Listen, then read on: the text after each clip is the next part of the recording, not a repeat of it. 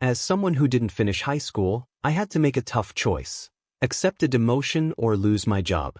Emily, our new sales manager, announced big changes. From now on, only college graduates could handle client deals. The rest of us would be assigned tasks like making coffee or cleaning. Anyone who disagreed would face demotion or even be fired. It was clear that Emily wanted me gone. She had no intention of keeping me at the company. I knew what leaving would mean for Noah Corporation, but I decided to quit anyway. Just as I expected, the company fell into chaos. The $800 million deal with JTG Holdings was left unfinished because Emily didn't realize I was the one managing it. She would soon find out the truth. My name is Patrick Wilson. I'm 64 years old and work in the sales department at Noah Corporation, a company in the wholesale business with $40 billion in annual revenue. My job was to manage contracts with regular clients, mostly from my desk, since I'm too old for field sales or cold calls. Occasionally, I would attend meetings outside the office. Emily Watson, the new sales manager, seemed to hold a grudge against me. She had earned her position with an impressive degree from Columbia and was promoted just as I was rehired after retiring. Her promotion might have made her resentful of my return. One day, she approached my desk. "How's work going, Patrick?" she asked. "It's going well," I replied. She gave a sly smile and said, "Not making much progress, are you? Reading documents must be hard with your aging eyesight." I stayed calm, even though her comment stung. It's true that about half of retirees like me get rehired, so my situation wasn't unusual. I admitted my eyesight wasn't as sharp as the younger staff, but I didn't let her get under my skin. Emily didn't stop there. "You should have stayed retired. You weren't much help even before you left. Is it because you didn't finish high school and can't afford to live? You're just stealing a paycheck." I know not having a high school diploma makes people see me differently. In a world where education is so important, being a 62-year-old high school dropout isn't common. It's hard to be taken seriously, especially when I've never been able to reach a managerial role. Emily, our sales manager, had been reminding me of this for the past 3 years, ever since she got promoted. It was clear she wanted me out of the company. One day, she placed a pile of documents on my desk. "Here's some extra work for you," she said. "You should be grateful." I already had my own tasks to handle, but she seemed to think I wasn't doing enough. Looking at the extra workload, I sighed, realizing it would mean staying late again. "Understand?" she asked with a smirk. "You're surprisingly obedient. Even with your long career, being a high school dropout means you have to follow orders from younger people. I wouldn't want to be in your shoes." Her words made the room feel tense, and her dismissive tone left me feeling uneasy. A few days later, Emily called the sales team together for a meeting. She announced a shocking new plan. "From now on, you'll only handle paperwork," she said to us. "And make sure to serve tea to the college graduates so they can work comfortably." I tried to speak up. "But I have ongoing deals I'm responsible for." Emily interrupted me sharply. "Those deals will be handled by the college graduates. As a high school dropout, you don't need to worry about them. Now, go get some tea." She then turned to another employee and said, "You'll be in charge of keeping the entire building spotless. No dust allowed." When the employee protested, saying they also had deals to manage, Emily snapped, "I've already told you, the deals will be managed by the college graduates. Don't make me repeat myself." Her reasoning for the new assignments didn't make sense to anyone in the room. Seeing the confusion on our faces, Emily tried to explain further. "From now on, high school dropouts and graduates will do the grunt work," she said. "College graduates will manage all the deals. This is the most efficient way to run things.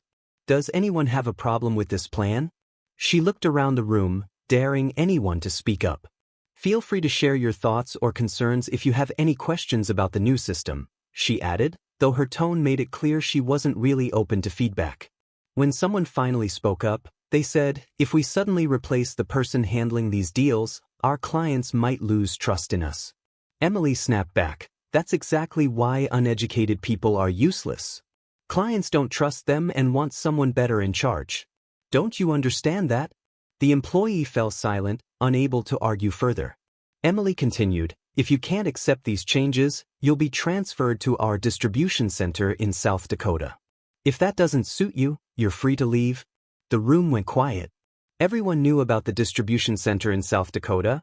It was infamous for dull, repetitive work like sorting and moving packages all day. The pay there was lower than at headquarters, so no one wanted to be sent there. Even if it meant doing basic tasks like cleaning or making tea, employees preferred to stay at headquarters. I couldn't understand how Emily's decisions would help Noah Corporation. Finally, I spoke up, unable to hold back. Changing the person handling ongoing deals will only make clients trust us less. There's a rhythm to these transactions, and disrupting it will create problems. Emily shot me an icy glare. "What's your problem?" she demanded. Her harsh tone caught me off guard, and I could only manage an awkward smile. As someone without a high school diploma, I'd grown used to moments like this. Emily's victorious smirk made it clear she believed she'd won. "People like you, who didn't even finish school, have limited options," she said coldly. "You're past your prime and bring no value to the company. There's no reason to keep you here." Her words stunned me, but they weren't surprising. Emily had been targeting me from the start. Whether you have a diploma or not, it seems people like me are always pushed into menial tasks. My age only gave her more reasons to want me out of the company. I thought about her threats. "I don't mind working in South Dakota," I said, trying to keep my tone steady. "They often need part-time workers there. I'm sure they'd appreciate a full-time employee like me. But let's be honest, if someone like me, a 62-year-old grandfather, shows up, they might think I'm not a good fit for the job." Emily laughed. "So, what's your plan then?" I hesitated, weighing my options. It was clear this whole situation was Emily's decision alone. The CEO and HR probably didn't know about these changes. If they did, I doubted they'd approve of them. I could report Emily, but honestly, I was exhausted by her constant hostility. I had saved enough for retirement, so leaving didn't seem like such a bad idea. After a moment, I said, "I'll quit." Emily pretended to look disappointed. "If you wanted to keep working, you should have gone to the distribution center," she said. The other employees were shocked. One of them tried to speak up. "Quiet," Emily snapped. "Lower-level staff should stay out of this." Her response showed she didn't care about the growing tension. I didn't see any point in arguing further after the way I'd been treated. "Should I write my resignation letter?" I asked. Emily nodded. "Yes, do that. At least you know how to handle that at your age." I quickly wrote the resignation letter, feeling strange about how it had all ended. I never thought my time at the company would end like this. When I asked about the handover process, Emily shrugged it off. "No need for that. You only handle paperwork anyway." Her tone was dismissive, and she seemed eager to see me leave. She even chuckled as if she had been waiting for this moment for a long time.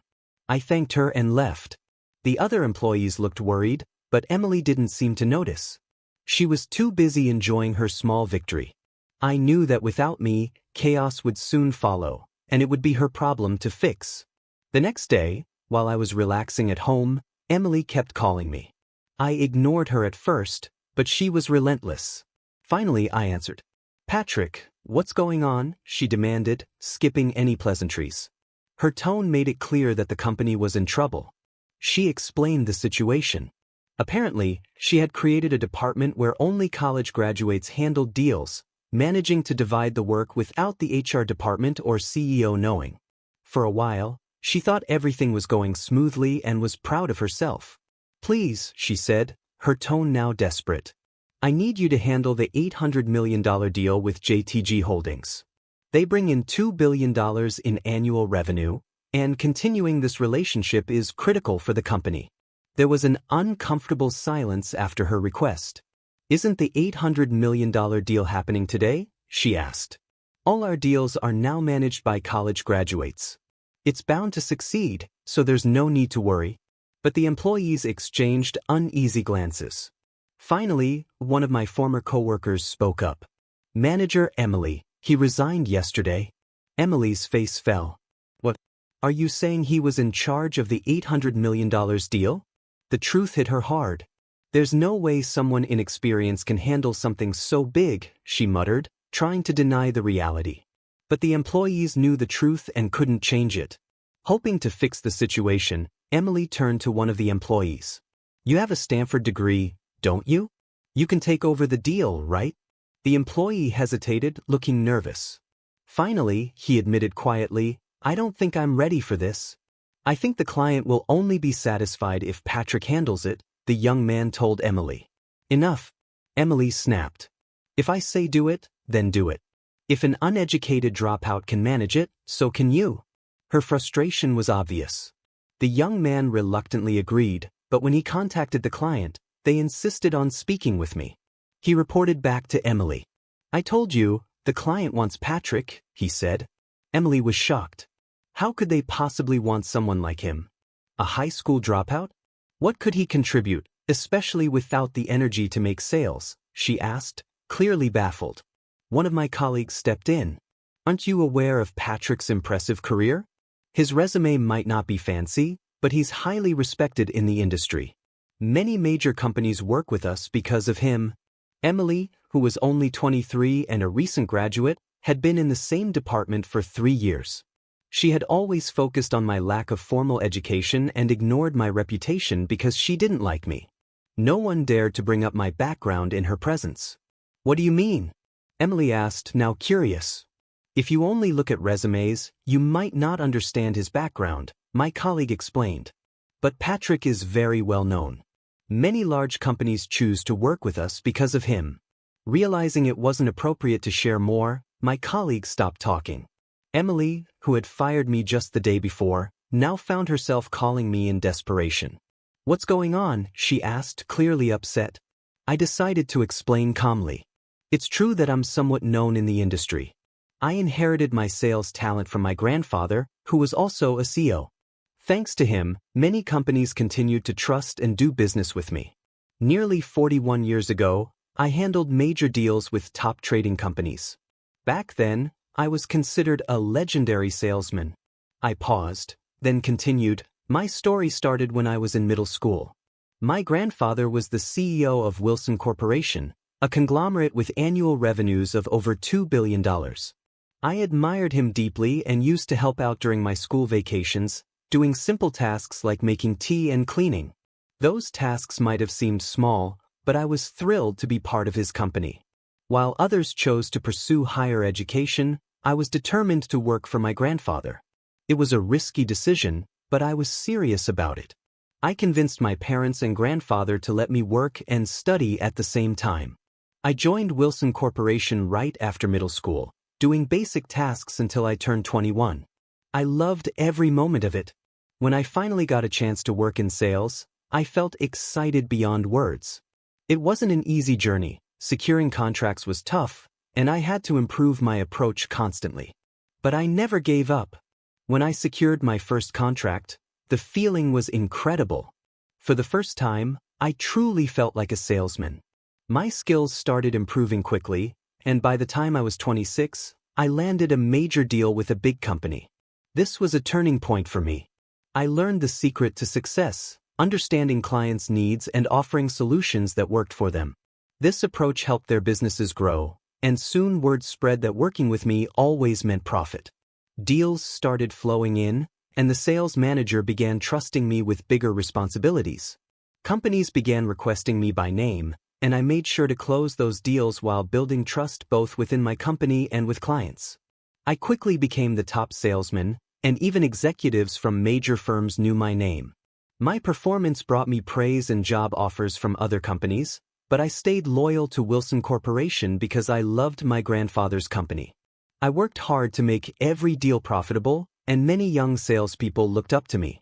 Even though I never bragged about my success, I knew people considered me a legend in the industry. When my grandfather retired at the age of 76, the executive vice president took over as CEO. My father wasn't interested in running the company, and at just 28, I was too young to take on that role. As the company changed under new leadership, it wasn't the same place I had known since middle school. I felt sad watching those changes and eventually decided to start fresh somewhere else. After ensuring all my responsibilities were handed over properly, I left Wilson Corporation. Despite receiving many offers from big companies, I joined Noah Corporation when I was 37. Since then, I've worked in sales at Noah Corporation. I stepped back from high-profile roles to give younger employees a chance to shine. Over the years, I secured all the company's major clients. Because of this, it's no surprise they now refuse to continue their deals without me. I focused so much on closing deals that I didn't have time for administrative tasks, which is why I never held an official managerial title. However, my salary was equal to that of managers. I had started gradually passing my responsibilities to younger employees, but being forced to resign so suddenly meant I couldn't properly say goodbye or complete the handover process. Now, clients are refusing to move forward without me. Emily was furious. "Why didn't you tell me all this earlier?" she demanded. "I did ask if a handover was necessary," I replied calmly. "If it was so important, you should have made it clear." Emily then said I needed to inform the clients about the handover and convince them to continue doing business with Noah Corporation. I refused. Building trust is the foundation of business, and if I reached out to clients about internal issues after resigning, they would lose confidence in the company and the deals would fall apart quickly. Noah Corporation's annual revenue is $4 billion, but $2.5 billion of that comes from deals I had secured. The $800 million deal was already in jeopardy, and at this rate, the company could face serious trouble. "Come back to Noah Corporation," Emily said, her tone urgent. "I'll talk to HR, report to work immediately." I declined. "Even if I come back, you'll still treat me like a burden. I can't work under someone who judges people only by their resumes and education." Emily's frustration was obvious. She had realized that the company's biggest deals came from my connections and was terrified of losing them. That's why she was so desperate to bring me back, even after firing me. I decided to be honest. Every day, I was insulted for being a high school dropout. I was pushed aside and treated unfairly. I can't work under someone who only cares about degrees and resumes. Even if I agreed to save the deals, you'd just see me as a burden again. I doubted Emily would truly change. Her inability to build trust was her own problem. "Is that all?" I asked. "Since I've retired, I'd like to relax." Before she could respond, I hung up and blocked her number. Later, I heard that Noah Corporation was in serious trouble. Not only was the $800 million deal affected, but I had also been managing other big deals worth $600 million, $200 million, and $2 billion. When I missed meetings with those clients, they became suspicious.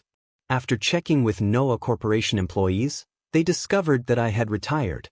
As a result, clients began canceling their contracts, saying there was no point in continuing without me. Noah Corporation started losing its biggest clients one by one. While the company could still handle smaller deals, losing several major ones was a huge blow. A week later, Mr. Noah, the CEO, called me in. I wouldn't have responded to Emily's requests, but Mr. Noah was different. He had supported me for nearly 33 years. When I arrived at the office, I saw Emily sitting quietly in a corner, looking dejected. Mr. Noah sat at his desk, looking troubled. He sighed deeply and said, "We had no idea she changed the sales department's operations. The decision to restructure was unauthorized. I'm truly sorry for what happened. Please don't worry about it, Mr. Noah," I said. "You've always been good to me." Then, turning to Emily, Mr. Noah said firmly, "Apologize to him." "I'm very sorry," Emily said, barely holding back tears. It was clear Mr. Noah had severely scolded her for her actions. The changes she made had no approval, and I couldn't help but feel bad for Mr. Noah, who now had to handle the mess. Mr. Noah continued, "Our company is in serious trouble. We're losing major contracts quickly. If this keeps happening, our business will collapse. We can still cancel your resignation if you're willing to come back." "I don't mind returning," I said, "but I have one condition." "What is it?" Mr. Noah asked, looking worried. I turned to Emily, whose face had gone pale. "You're fired," I said. Emily immediately objected. "Wait, you don't have to go that far. Do you understand the impact your actions had on me and the entire sales department?" I asked her. "This is a large company. If you lose your job, it will be hard to find a similar position elsewhere. But you brought this on yourself." Emily tried to defend herself.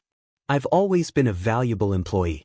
I graduated from a prestigious university and have been a top performer. How can you fire me based on your personal judgment? Enough, Mr. Noah said firmly, cutting her off. Still unwilling to accept her termination, Emily continued, Wait, Mr. Noah. Dismissing me is unfair. I've contributed to this company ever since I joined as a new graduate. Do you understand what this decision means? Mr. Noah glared at her. You made changes on your own without thinking about how they would affect your employees. That's unacceptable. Emily fell silent. I then spoke to her directly. I may be older and my strength isn't what it used to be, but there's a limit to how much disrespect I can take. Being a high school dropout allowed me to learn the company's ways early and become an expert in sales faster than most. Yet, you mocked me without understanding my circumstances. Emily trembled but said nothing.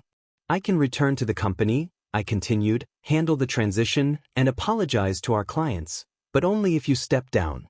If not, I'm happy to stay retired. The responsibility for all my work will then fall on you. I paused for a moment, looking at Emily. Honestly, I'm fine with either option. I had enough savings for my retirement, so I asked, What's your decision? Can you act on it now?